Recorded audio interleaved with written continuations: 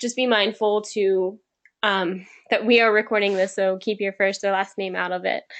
Also, just a notice that right now I do have everybody muted, and that's just to reduce the background noise. You know, we're all going about our daily lives, so just to reduce background noise, everybody is muted. So if you do have a question, the best thing to do is go to the right-hand side of your screen, and there should be a little chat box, and you can type in your question. And if it's something that I think our presenter can address now, I'll interrupt her and ask it. Otherwise, we're going to wait till the end. We'll do all of the questions, and at that point, I can unmute everybody, and we can get a good discussion going. So with that, I think I'm going to hand it over to Maya, who's going to introduce herself, and then we will get started. Okay, Maya? Hi, everybody, and good evening. I'm Maya Doyle. I'll be your presenter tonight. As you may see from the first slide, I'm a professor of social work up in Connecticut, but I have also worked at Montefiore at the Children's Hospital in the Bronx in the pediatric nephrology program for about 15 years. So I've worked with lots of families impacted by nephrotic syndrome and focal sclerosis. So I kind of know the deal a little bit in terms of some of what you're dealing with. One thing that might be helpful while we're going through these is if you can share whether you are a person with kidney disease yourself or whether you're a caregiver. I'll try to speak to both sides of that coin, but it's helpful to know, who's on with us tonight. Chelsea, you can go to the next slide, please.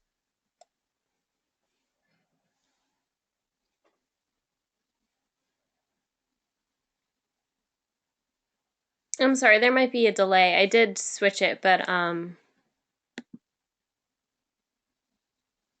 let's see.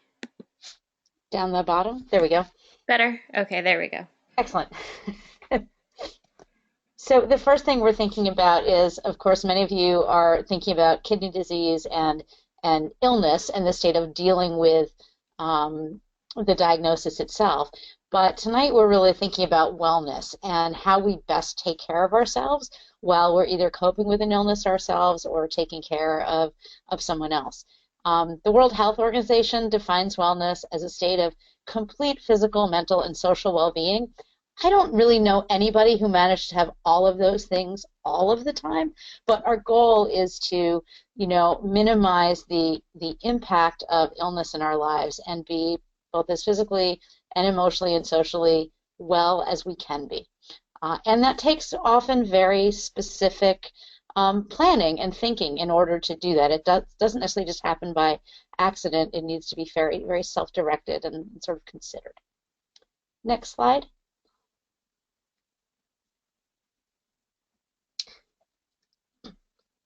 So when we think about self-care, self-care is anything that we do deliberately, that we think of to take care of ourselves, whether it's our physical health, our mental health, our emotional health, things that we do like going to the gym or taking a walk in the morning or going to the doctor. All of those things are things that we have to make a choice to do to take care of ourselves. And overall, in doing those things, we can lower our stress levels, we can feel like we have more energy, we can feel like our health is better, perhaps our relationships are better, and overall we get that sense of wellness because we've taken care of the things that we need to. I do not want to imply that that's necessarily an easy thing to do. We have to juggle many things in our lives to be able to take the actions that we want to.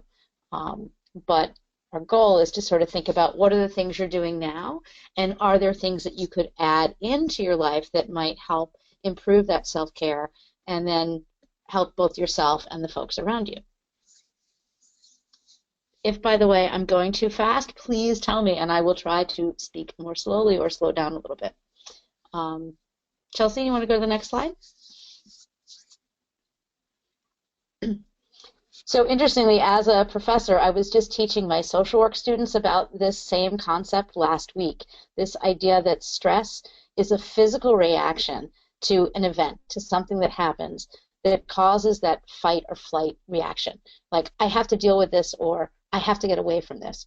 Stress in and of itself is not a bad or good thing. In fact, it's our body's way of telling us that it's paying attention, that, hey, I need to react to this thing, this tiger in the cave or the car coming down the street, that I need to protect my body. But But stress has a very physical reaction on our body. It raises certain hormones in our body, which then can affect our immune system, our kidneys, our blood pressure, our heart rate. Over time, it can affect things like your weight, so that there are both short-term and long-term effects of having stress. We can have an immediate stress, something that occurs in a moment that we have to react to quickly, or there can be longer, ongoing things where it feels like we're fighting, we're getting a little worn down, we're struggling with something over time. So the reality is, and we face that, all of us, every day in our lives, and how we address it, how we care for ourselves is really key to how that stress is going to affect us down the road. Next slide. So this is just to show you all the different ways that stress might affect your body. Your body protects itself in some ways by shutting down the things that you don't need in a moment of stress, so that it will slow down your digestion, or maybe you'll lose your appetite. You may tense up in a reaction to something that you're worried about, or even just a moment of being upset about something. Your heart rate rises, your blood pressure rises, you can feel perhaps as if your blood vessels are getting tighter. So throughout your body, stress causes a reaction. In some ways, that's to protect you. That's to put all your energy into either your brain or perhaps movement to get away from a stressful situation, and shuts down those things you don't immediately need. Having that happen, though, over a long period of time and not finding a way to sort of reduce those physical reactions and react to those physical reactions is what can do us some damage over time. Next slide. So this is Chelsea back again. I wanted to just touch upon a feeling that a lot of our patients tell us is that they always feel isolated and alone in this kind of nephrotic syndrome journey that they have. So I wanted to include some of these statistics here, which come from our NephCure Kidney Network patient registry, the annual report on our data. And if you're not familiar with it, the NephCure Kidney Network is a patient registry. It is comprised of surveys that you take online, and what that does is it helps us capture your story, your patient experience, in a systematic and uniform way, and we can use that information to then help advance research. So what we have found from that is that in the past few years that we've been collecting, these patient stories, that in terms of quality of life, only 14% of registrants, which includes adult patients and patient caregivers, report that their mental health is excellent. So they are asked to rate, how do you feel you would rate your mental health? And the choices are poor, fair, good, or excellent. And only 14% of registrants responded that they felt their mental health was at an excellent level. So to us, that shows that there is something, very, very real about nephrotic syndrome that is very stressful and kind of lowers everybody's, excellent feeling mental health. Similarly, 8% of registrants report their overall health as excellent. That's even smaller than, feeling their mental health. So again, if you're feeling, down about this, if you're not feeling 100%, not feeling like yourself, you're not alone in dealing with nephrotic syndrome. It's a struggle, and other people have these feelings too. And I just want to encourage that if you haven't added your patient story, your patient journey to the patient registry, I encourage you to do so, and the website is nephcurekidneynetwork.org, and you can see that at the bottom there. And with that, I'm going to turn it back over to Maya. And, I just want to say I'm thinking of the many families that I've worked with in the last few years who, in the moment of dealing with a crisis for their child, a health crisis, or dealing with, the news about a diagnosis and the steps that go along with perhaps changing treatments and finding out more about what's going on with their child's health, I've certainly seen those moments when, the worries are very high and the steps to address them aren't clear yet. And so, those are very physical reactions that I've certainly seen families have. So how do we help how do we help ourselves to cope with those things, or what do you ask for so that you can get through those times and get through that sort of ongoing process of living with a chronic illness. Because taking care of not just your body, but your soul, your mind, your brain, however you want to think about it, can really help you stay ready for handling a stressful situation, help you be resilient so that things will happen, and certainly with chronic illness, things will happen. There will be ongoing things to pay attention to, and we want to help you manage those things, as best as you can, and sort of regain some sense of control. It's easy for us, especially if we're either in the midst of dealing with a chronic condition ourselves. I live with type 1 diabetes, so this is familiar to me too. Or if we're a caregiver, we don't put our needs first. We may put the person who's ill, their needs may come first. We may sort of deprioritize ourselves. So how do we think about finding a way to take time and space to be able to do things for ourselves, and then that allows us to take care of others. Next slide. So some of these things sound like they should be pretty straightforward, but I never want to assume that they are. Even things like eating regularly, getting enough sleep, exercising, taking medications as they're recommended. Even those things, admittedly, can be challenging. If you're a caregiver and you're worrying about your child, getting enough sleep may not be so easy if you're getting up to take care of them and check in on them. But that idea of who can I trade time with my partner so that I can get enough sleep and they can get enough sleep. So finding ways to figure that out, saying I'm going to take an hour during the day and go to the gym, or an hour during the day and sit alone and do yoga in my bedroom because I can close the door and have private time. Finding time to do leisure activities. I think we forget about the things that we think are fun and that we find relaxing when we have a crisis in our lives, when we have someone that we're worrying about. So how do we find time to just get a breather? I know for myself, no matter what else is going on, before I go to bed at night, I sit and I read for an hour, and somehow that gets me away from all the other stress of the day. So how do we make that time in little ways? For many people, there are different things that they utilize to sort of balance their emotional life. For many people, their practice of their faith, their prayers, their spiritual practice, going to church, going to temple, all of those things is a very important part of their emotional life, both in getting support from others, but also just in having some time and communion with yourself. For many people, of course, as a social worker, I say, seeking out a counselor, a social worker, a mental health therapist can be really important if one is feeling overwhelmed. I will be honest with you that many mental health professionals will not be as familiar with the health condition that you may be dealing with as they may be the more mental health components of depression or anxiety. So you may need to look for the right person who really sort of understands that experience. There are people who are certified in medical family therapy that may be helpful. I really recommend journaling and writing things down, whether you're writing to yourself or even writing letters to others. That act of, again, taking some time to yourself and writing, whether you're going to share it with anyone or simply keep it for yourself, is a good way of getting those thoughts out there. And sometimes they can be thoughts that you really don't want anyone else to see, but it helps to get them out on paper and sort of out of your head where they may be spinning, and just get them down on paper in order. One of the most important things, I think, to me is how we use our social resources, how we communicate to others what's happening and what help we need. You often won't get help if you don't ask for it.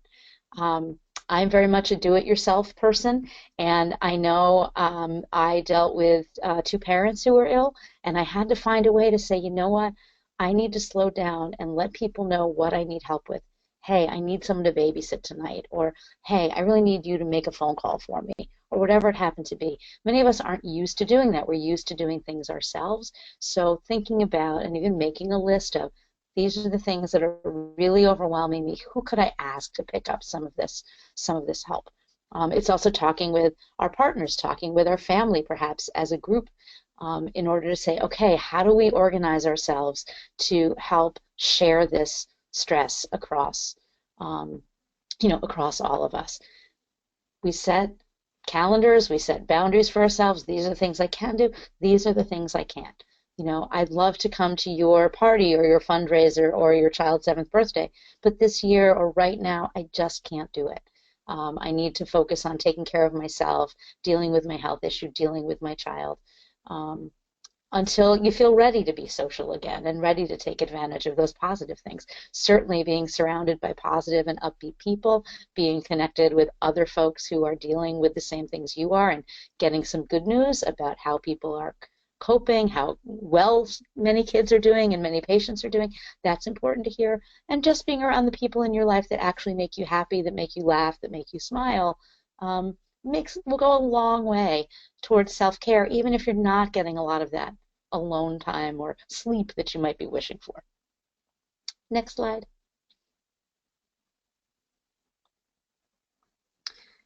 So we all make New Year's resolutions, I'm sure. We all think about things that we say, this is what we're going to do this year. I always remind people, don't wait. If you get a thought in your head of this is something I should do, just start it. Just say, I'm going to start one little thing and I'm just going to start it today, right this minute or tomorrow. We wait, we warm up for things. Oh, I'll start my diet after the holidays. No, if you want to take care of yourself, start doing it right in the moment. Think about, okay, I'm going to set a simple goal for myself. I'm going to I'm going to get my Fitbit and I'm going to walk my 10,000 steps every day. I'm going to, you know, get the diet soda or the soda out of my house and drink water instead. I'm going to go try a yoga class and see how I feel afterwards. I'm going to go try a spinning class and see how I feel afterwards. Maybe make some time and say, I'm going to go and spend time with my good friend or with my husband or my wife, or do something fun with my kids that doesn't have to do with thinking about managing this illness or all of the medical stuff that might be going on. I'm a big fan of the adult coloring books that have become really popular. I've just started playing with mine, but just sitting there and sort of doing something that isn't involved with any kind of work, any kind of coordination of what's going on in your family life, but just something that's just your own. Sounds like a great idea. I think it's very hard for a lot of us to turn off our phones or to walk away from the internet. Clearly, we're all here now. But the idea of getting away from not just a phone, but away from technology completely, I think is really important during the day, especially before we go to sleep or when we wake up in the morning. I'm sure some of you are like me and I check my email as soon as I wake up. That's probably not the best time. That hour could probably be used in a much gentler and more generous way for self-care than starting the day throwing ourselves into email and the internet and what everyone's posted on Facebook. So, getting away from that, maybe getting a step outside your door and outside. It's becoming spring here in New England, and I keep saying, this is the time to get outdoors, to take a walk, to get away from all of the work and family issues that might be going on, and just get some fresh air. So, even if you don't think of yourself as an outdoorsy person, even, a walk around the neighborhood, whatever it takes, can get you a little fresh air and a little breather. And the physical activity at the same time can really have a benefit. Next slide.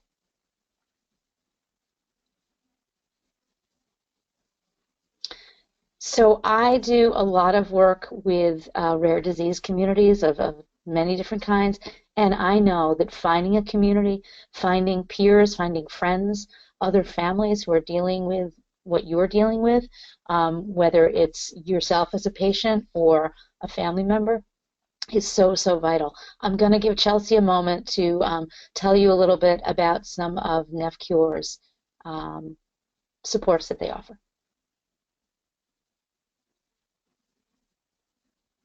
Chelsea? I'm here. Sorry, I had myself muted. The dog was barking as usual. Thanks, Maya, and again, thank you for such a nice endorsement. It almost sounds like that we paid you, but I promise that we didn't.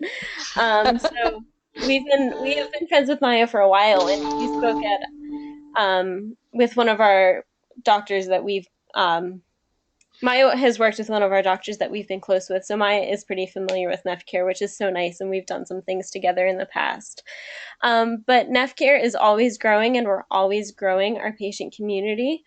We've launched a peer-to-peer connections program where it's kind of a mentor situation, where people know that people that have almost been around the block and are more familiar with the ins and outs of navigating the disease are kind of helping the newly diagnosed families. And it's a really great way to meet people who are doing exactly what you're doing.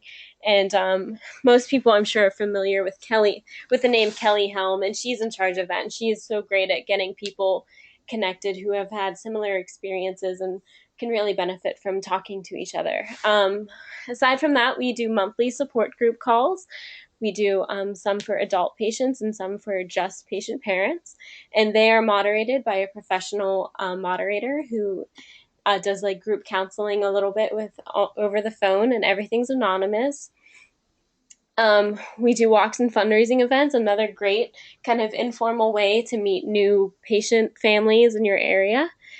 We have our patient registry, like I told you, that can help you feel like you're not going through these things by yourself. Of course, you need to like us on Facebook, and we have our Humans of NephCare on our Facebook page, where every Monday we are featuring a new patient and their story. And it's kind of, if you are on Facebook, it's like the Humans of NephCare kind of, or the Humans of New York kind of vibe. And it's been really successful, and a lot of people have connected with it and connected with the people that we feature.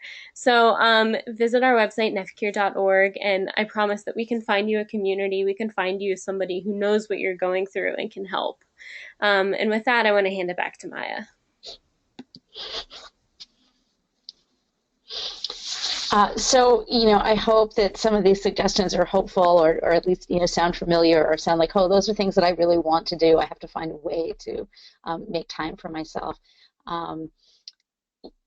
Self-care is part of being healthy, just like the way we think about what we eat, the way we make sure we take our medications when we need to, doing things to kind of allow ourselves to address our stress and get a chance to relax and unwind. It's often very difficult when we're in the middle of worrying about, something medical going on in our own lives, worrying what the future is going to hold, worrying about what's happening for perhaps the child in our lives.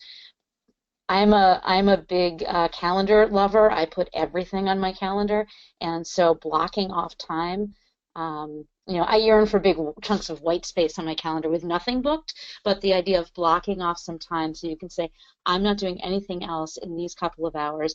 I'm going to sit and read. I'm going to sit or I'm going to not sit, and I'm going to go to the gym, or I'm going to go for a walk, or I'm going to go have lunch with a friend. I'm going to go shopping. I'm going to do whatever it is that gets me away from perhaps the things I'm worrying about for a little while. And I'll be curious to hear from you all at the end if how you sort of picture doing that. Certainly, eating healthy foods, exercising is good for all of us, right? All of us should do better than we do. And telling someone who's in the middle of, worrying about the loved one in their life, or, adjusting their own diet, certainly the renal diet can be challenging. Just say, oh, make it part of your life.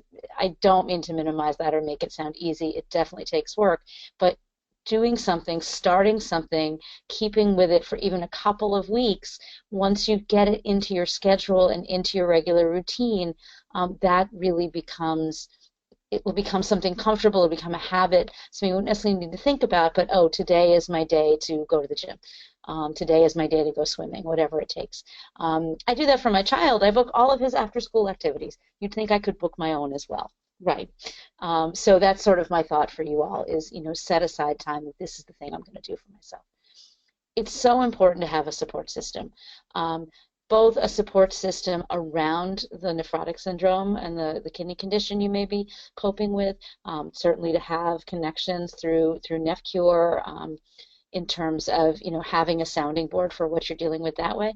But we all need a support system of, be it our best friend, our brother or sister, our spouse, that we can turn to say, hey, this is what I'm going to try to do for myself. Voice it, say it out loud, write it down, put it on the calendar, but also tell someone else, hey, this is what I'm going to try to do. Want to do it with me? Maybe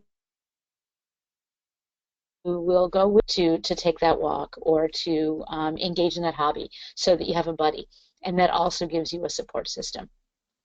And as I said earlier, you know, a lot of things about self-care and stress management are about things that we do for ourselves, but we also really have to be able to ask for the help we need. And it may be asking for, hey, I need someone to take on this task for me so that I can have an hour to myself, or I can have an afternoon to go run the errands that I need to run without worrying, without being disturbed for a little while. So we have to learn to ask for the help that we need. That takes real practice. A couple years ago in my son's school, we were doing a fundraiser, and people put posters up that said, "It only takes a minute to ask." And to me, that was such a revelation. That really just takes a minute. The worst someone's going to say is no, sorry, I can't do that. But often if we ask, they'll say yes.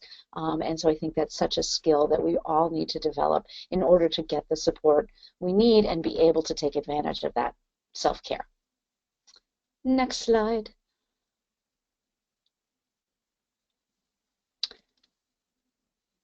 Okay, so just one last thing, because Maya has given us such a broad overview of the self-care, but I want to go back to what I said before about how the NephCure Kidney Network, it really helps us gather what other people and understand in a systematic way what other people in the nephrotic syndrome community are doing.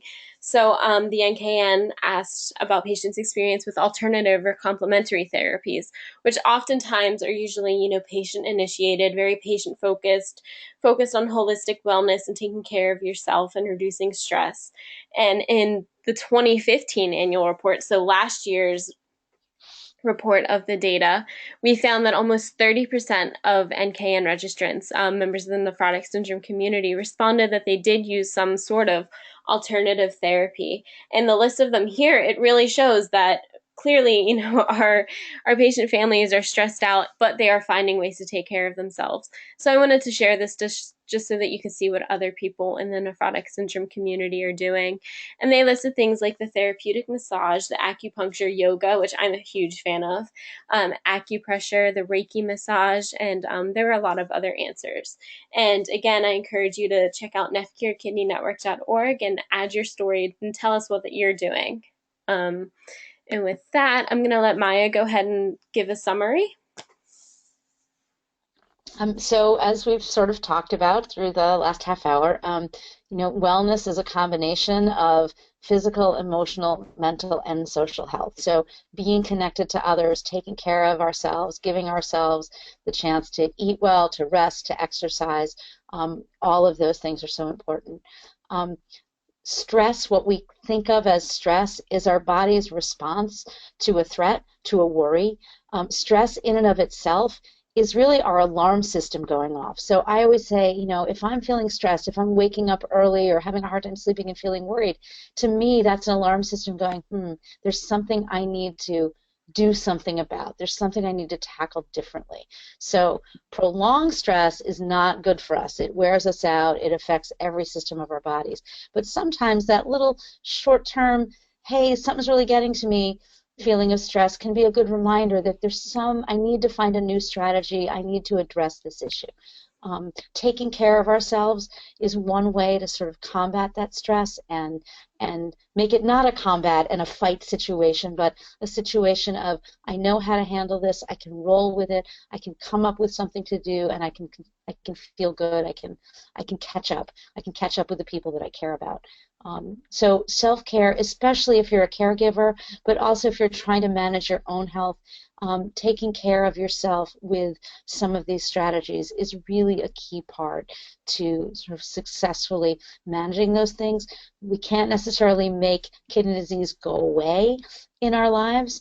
We may be dealing with kidney disease at all different stages.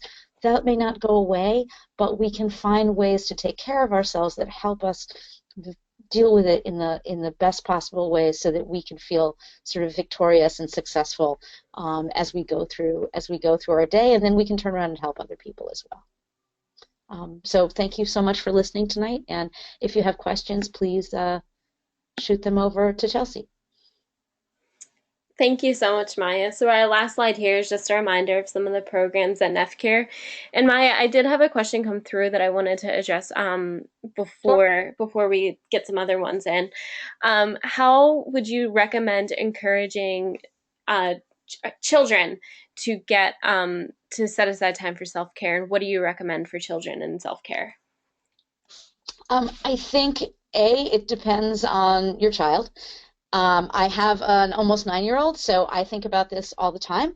And he's not dealing with a health issue, but just how do we help our kids have downtime? How do we make sure that they have time for play?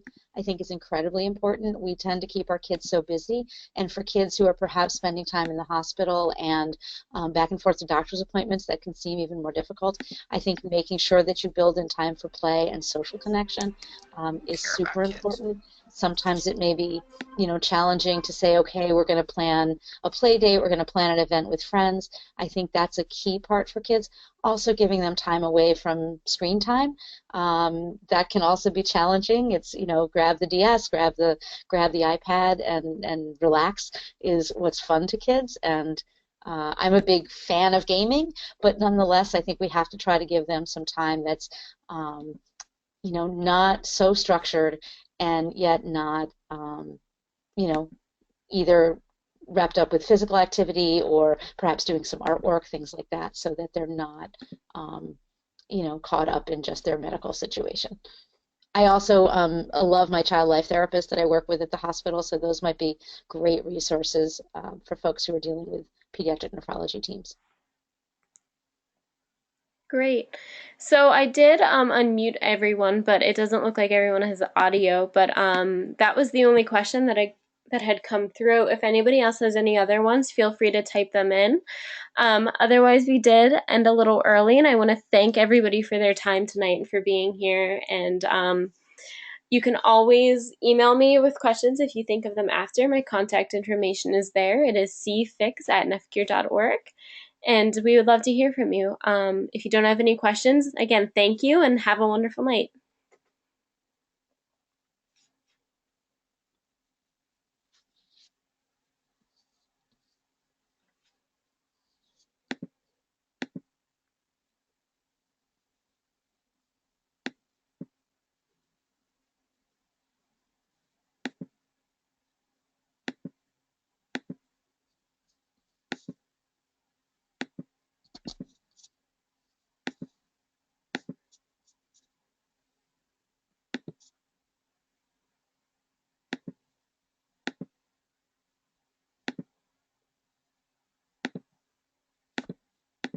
Okay, I think most people actually have signed off. Looks like it. Yeah. Abby, can you hear me? You're muted. There you go. Abby is Yeah, one of our hi. other staff members. Hi, Abby. Hi, how are you? I'm good. Oh, I'm sorry. I need this. Sorry, we were eating dinner.